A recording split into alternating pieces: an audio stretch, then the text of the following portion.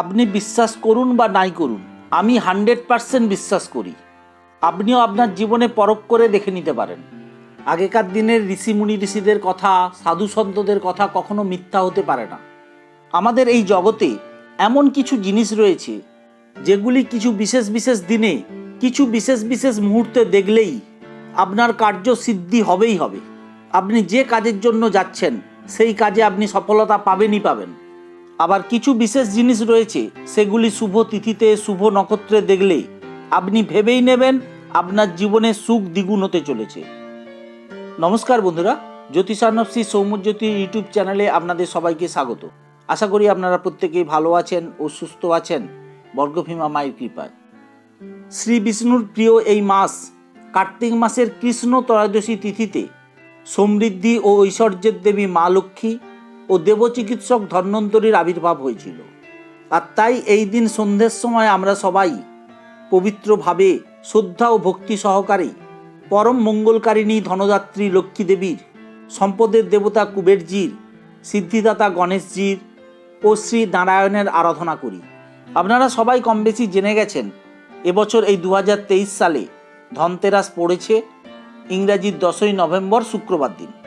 আর এই ধনতেরাসের দিন মা লক্ষ্মীর আর কুবেরজির কৃপায় আমাদের সমস্ত ধরনের অভাব দারিদ্রতা দূর হয়, সন্তানদের লেখাপড়ায় উন্নতি ও জ্ঞান অর্জন হয়। আর এই সমৃদ্ধির ধনতেরাসের দিন কিছু জিনিস রয়েছে যেগুলি আপনি দেখলেই আপনি ভেবে নেবেন আপনার সামনে সুসময় আসতে চলেছে। তাই এই সমৃদ্ধির ধনতেরাসের দিন কোন কোন জিনিসগুলো দেখা শুভ, কোন কোন জিনিস দেখলে আমাদের জীবনে সৌভাগ্য বয়ে আসবে, আজ আমি সেই সমস্ত বিষয় নিয়েই আলোচনা করব। তবে সেই আলোচনায় যাওয়ার আগে আমি আপনাদেরকে একটি ছোট্ট কাজ করতে বলবো। আপনারা যদি আমার এই ধরনের ভিডিওর প্রোগ্রাম আরও দেখতে চান তাহলে বলবো, এখনও পর্যন্ত আপনারা যারা আমার চ্যানেলটি সাবস্ক্রাইব করেননি প্লিজ সাবস্ক্রাইব করুন। আর শুধু সাবস্ক্রাইব করলে হবে না, সাবস্ক্রাইবের সাথে সাথে সাবস্ক্রাইবের পাশে যে বেল আইকনটি আছে সেই বেল আইকনের অল বোতামে আপনারা ক্লিক করে দেন। আপনারা অনেকেই আমাকে প্রশ্ন করেন বা কমেন্ট করে জানান যে আপনার ভিডিওর নোটিফিকেশানগুলো আমরা পাই না। এর কারণ হচ্ছে আপনারা সাবস্ক্রাইব করেন কিন্তু সাবস্ক্রাইবের পাশে যে বেল আইকনটি আছে সেই বেল আইকনের অল বোতামটি আপনারা ক্লিক করেন না, তাই সমস্ত ধরনের নোটিফিকেশান আপনারা পান না। তাই আমি আপনাদেরকে বলবো, আপনারা সাবস্ক্রাইবের সাথে সাথে সাবস্ক্রাইবের পাশে যে বেল আইকনটি আছে সেই বেল আইকনের অল বোতামে আপনারা ক্লিক করে দেন। তাহলে কি হবে, আমি যখনই কোনো নতুন ভিডিও আপলোড করব তার নোটিফিকেশান আপনারা পেয়ে যাবেন। দেখুন, সকালবেলা সময়টা অত্যন্ত শুভ ও পবিত্র। সেই কারণে আগেকার দিনে সবাইকে ব্রহ্ম মুহূর্তে অর্থাৎ সূর্যোদয়ের আগে ঘুম থেকে উঠতে বলা হতো। সমৃদ্ধির এই ধনতেরাসের দিন আপনি সকালেই ঘুম থেকে উঠে যদি দেখেন আপনার বাড়ির সামনে সাদা রঙের কোনো গাভী এসে দাঁড়িয়েছে ও হাম্বা হাম্বা করে ডাকছে, তাহলে আপনি ভেবেই নেবেন স্বয়ং ভগবান আপনার বাড়ির দরজায় কড়া নাড়ছে। আপনি কল্পনাও করতেও পারবেন না আপনার সামনের দিনগুলোতে কী ধরনের সমৃদ্ধি বৃদ্ধি পেতে চলেছে। আপনি আপনার বাড়িতে যা সবজি রয়েছে তার মধ্য থেকে কিছু সবজি গোমাতাকে নিজে হাতে খাওয়ান। গোমাতাকে নিজে হাতে খাওয়ানোর মানেই হচ্ছে আপনি ভগবানকে নিজে হাতে খাওয়াচ্ছেন। দেখুন, দুগ্ধবতী গাভীকে সর্বভূতের মাতা বলে। বেদ, উপনিষদ, রামায়ণ, মহাভারত, পুরাণ এই সকল শাস্ত্রে এই গোজাতির মহত্ব ও পবিত্রতা স্বীকার করা হয়েছে। বৃহৎপরাশর স্মৃতিতে বলা হয়েছে, শুধুমাত্র একবার গোমাতাকে স্পর্শ করলে সমস্ত পাপ দূর হয়, গরুর সেবা করলে বিত্ত লাভ হয়, আর গোদান করলে স্বর্গ লাভ হয়। এই গোমাতার মস্তকে অবস্থান করেন স্বয়ং ব্রহ্মা, স্কন্দে অবস্থান করেন মহাদেব, আর গোমাতার পৃষ্ঠে নারায়ণ অবস্থান করেন। গোমাতার চরণে অবস্থান করে বেদ। গোমাতা হচ্ছেন সর্বদেবময়। তাই গোমাতাকে ভক্তি করলে, গোমাতাকে সেবা করলে শ্রী হরিসহ সমস্ত দেবতাই তুষ্ট হন। ব্রহ্মপুরাণে বলা হয়েছে, গোমাতাকে একবার প্রদক্ষিণ করলে সপ্তদ্বীপা পৃথিবী ভ্রমণের ফল পাওয়া যায়। গোমাতাকে একবার ভক্তিপূর্বক দর্শন ও প্রদক্ষিণ করলে আমাদের সকল মনস্কামনা পূরণ হয় ও আয়ু বৃদ্ধি হয়। এ আমার কথা নয়, শাস্ত্রের কথা। ভগবদ্গীতায় ভগবান শ্রীকৃষ্ণ স্বয়ং বলেছেন, আমি প্রত্যেক জীবের মধ্যে প্রকাশ পাই, এবং গরুর মধ্যে আমি কামধেনু। আর আমাদের ঋগ্বেদ গাভীকে দেবী হিসাবে উল্লেখ করেছে। তাই এই ধনতেরাসের দিন একবার যদি সৌভাগ্যক্রমে ব্রহ্ম মুহূর্তে ঘুম থেকে উঠে আপনারা সাদা গাভী দর্শন করেন, তাহলে আপনাকে আর জীবনে পিছন ফেরে তাকাতে হবে না। সমস্ত দেবদেবীর আশীর্বাদ আপনার উপর বর্ষিত হবে। দ্বিতীয়ত, ধনতেরাসের দিন সকালবেলা ব্রহ্ম মুহূর্তে আপনার বাড়িতে যদি একবার একটি সাদা বিড়ালের জন্ম হয় আর আপনি তা যদি ঘুম থেকে উঠে দেখেন, তাহলে আপনি ভেবেই নেবেন আপনার গৃহে এবার মা লক্ষ্মীর আশীর্বাদ বর্ষিত হবে আর আপনার সন্তানের উপর এবার মা ষষ্ঠীর কৃপা বর্ষণ হবে। আপনি এমন ধনসম্পদের মালিক হবেন যা আপনি কোনোদিন এর আগে ভাবতেও পারেননি। অর্থের বন্যা বয়ে আসবে আপনার জীবনে। দেখুন, বিড়াল হচ্ছে মা ষষ্ঠীর বাহন। এছাড়া বিড়ালকে দেবী লক্ষ্মীর প্রতীক বলে মনে করা হয়। আপনারা জানলে অবাক হবেন, প্রতি বছর 8ই আগস্ট পালিত হয় বিশ্ব বিড়াল দিবস। আর আমাদের আয়ুর্বেদ শাস্ত্রে বিড়ালকে যথেষ্ট গুরুত্ব দেওয়া হয়েছে।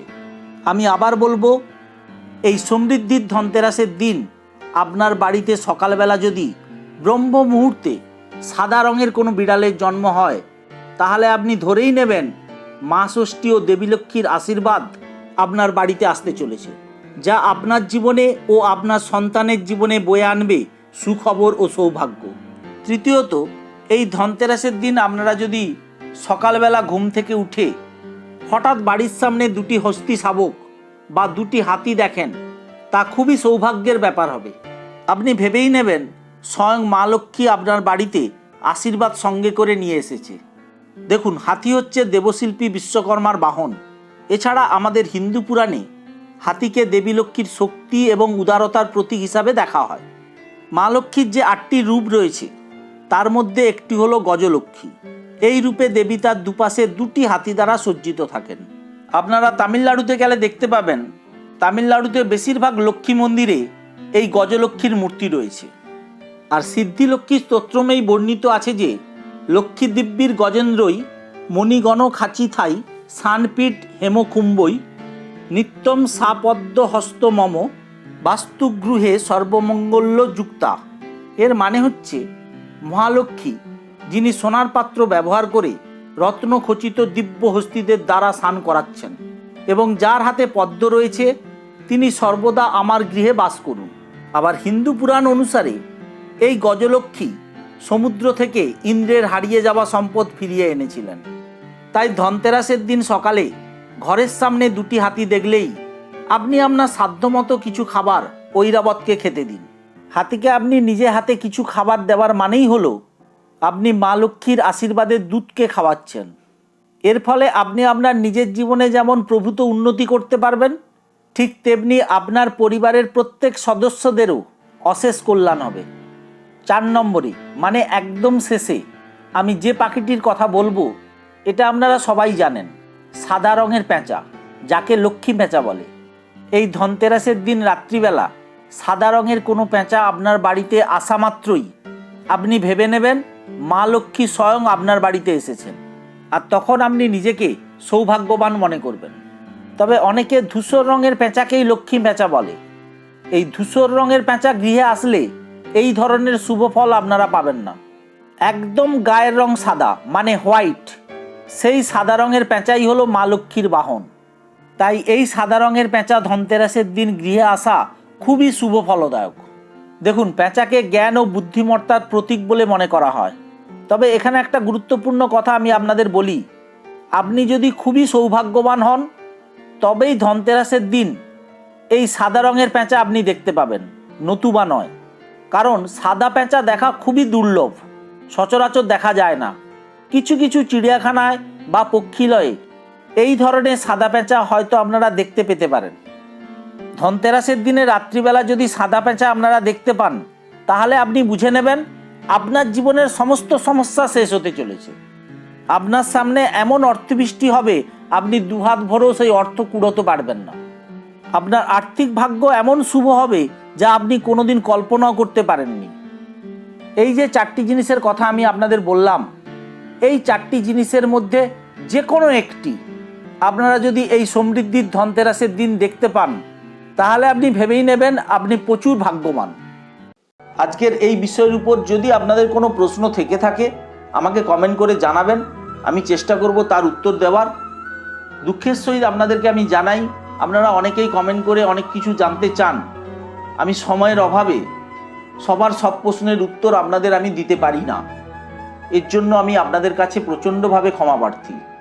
আর বলবো, আজকের আমার এই প্রোগ্রামটি যদি আপনাদের ভালো লেগে থাকে তাহলে একটি লাইক দিতে ও একটু শেয়ার করতে আপনাদের বন্ধুবান্ধব, আত্মীয় স্বজন, চেনা পরিচিতজন ওনাদের উদ্দেশ্যে, তাহলে ওনারাও আমার এই প্রোগ্রামটি শুনে কিছুটা হলেও উপকৃত হতে পারেন। আজ এই পর্যন্ত বন্ধুরা, সবাই ভালো থাকুন, সুস্থ থাকুন, নমস্কার।